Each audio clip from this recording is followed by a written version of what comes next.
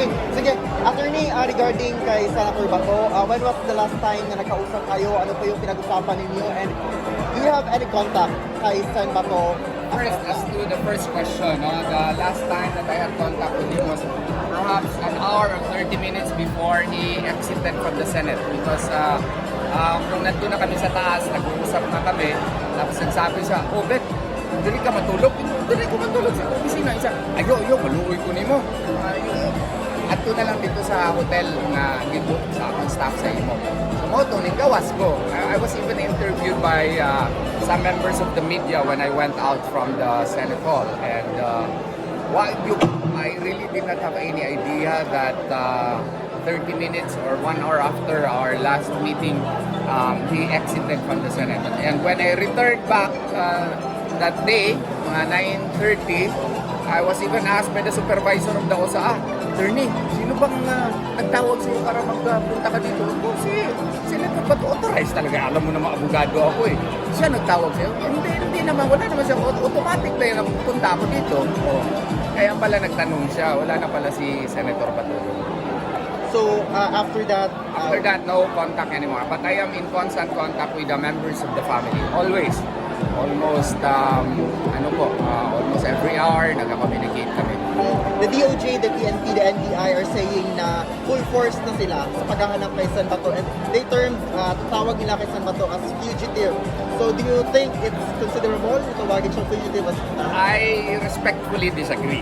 Because what was ruled by the Supreme Court was only the provisional remedy, not the main case.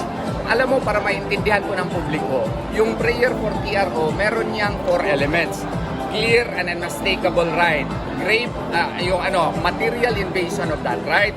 Grave irreparable injury or grave injustice that would beset the applicant if no TRO is granted, and that there should be clear and urgent necessity for the relief to be granted.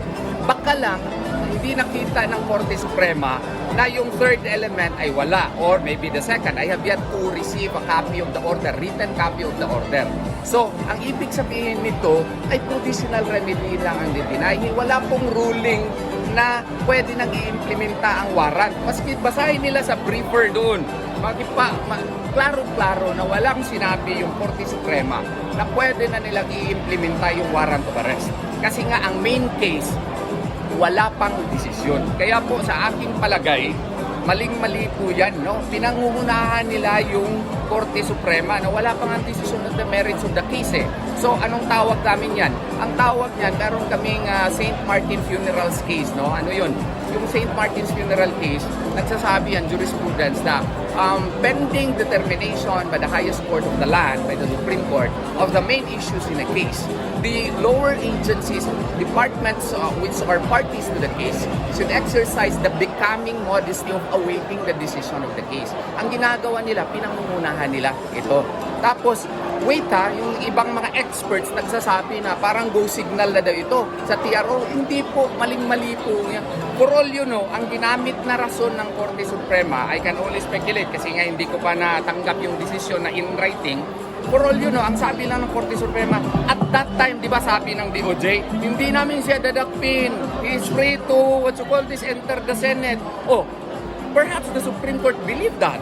And there is no more clear and urgent necessity because that is now the declaration of DOJ. And if the DOJ secretary would declare that, that is, under the qualified political agency rule or under the alter ego doctrine, it is as if the president is the one declaring it. So kumbaga, tapos pakapinan pa nimo, dagdagan mo pa yung declaration noon. Kung wala pa na deny yung TRO ng DILG Secretary na hindi niya dadakpin si Senator Bato de la Rosa, perhaps yun ang naging rason ng Korte Suprema ay wala palang grave and irreparable injury na mangyari sa kanya. Kasi dalawang sekretaryo na yung nagsasabi na hindi siya dadakpin, no? Walang clear and urgent necessity. Baka yun ang naging, tapos meron pang Senate protective custody.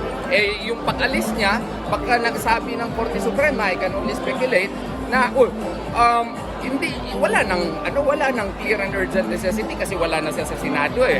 So, yun ang mga rason ko na maling-mali po yun. Yung fugitive from justice naman, how can they say that?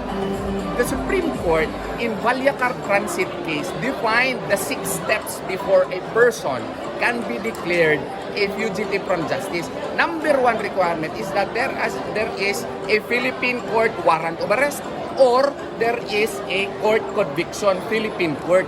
Yan palang wala na. Hindi na mag-fall sa first element pa lang. Kasi nga po, foreign court ito. International court, whether you call it a foreign court, international court, sa aming palagay, isa lang yan. No? The fact that this is an internal court, this is a case of first impression. So therefore, the concept on fugitive from justice does not apply. Attorney, ano yung magiging susunod na hakbang ng legal team? If you Well, can we share. will await. We already filed the manifestation. No, yesterday at around 2 o'clock in the afternoon, informing the Supreme Court Welcome to of the the Davao supervening Convention events. and Trade And Center then on evacuation. Monday, we will await Familiarizing the yourself with written emergency order of exits and the procedures can Supreme save Court, lives in and we critical will situations. study This the same facility and features thereafter file a multiple motion exit for routes from the reconsideration. Grand Ballroom, our largest event space. Thank you, attorney. Salamat. Primary Salamat. exits are located at the front entrance.